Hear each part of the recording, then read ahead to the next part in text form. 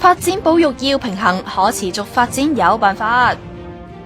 成日話可持續發展，唔好以為淨係講環保啊！今集等阿 Sir 話俾大家知，實際上係啲乜，同埋可以做啲乜啦。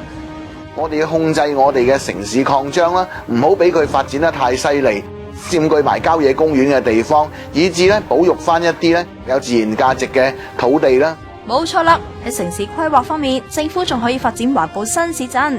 亦都可以透過重建或者翻新樓宇，為市區塑造新形象，例如旺角波鞋街等等。保育文化古蹟亦都相當重要㗎，例如油麻地戲院咁。不過發展之餘，亦都要平衡生態發展，要確保市區內土地互相協調，即係特殊價值嘅地形地貌啦，變成我哋個所謂嘅海岸地質公園啦，以至進行一啲嘅保育政策啦。運輸方面，政府可以加強鐵路運輸，連接各區，減少空氣污染。能源方面，政府除咗可以推廣使用無鉛汽油同埋超低硫柴油之外，仲可以鼓勵轉用石油氣的士同小巴，仲可以鼓勵發展可再生能源添。香港兩間電力公司咧，亦都搞咗唔少嘅，咁佢搞唔少風力發電嘅，喺南丫島啦，或者香港西南嘅水域，佢都做緊呢啲嘢嘅。廢物處理方面，除咗鼓勵回收之外，堆填區好快就會飽和噶啦，應該起多啲焚化爐或者設立環保園處理廢物。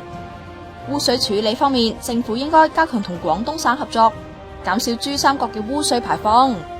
仲可以鼓勵環保建築技術，減少能源消耗。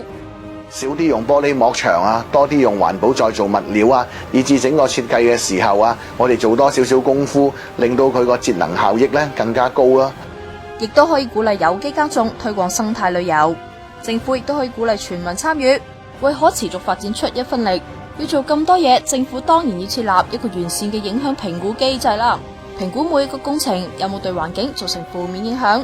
同埋設立部門或者諮詢組織專責處理可持續發展嘅問題。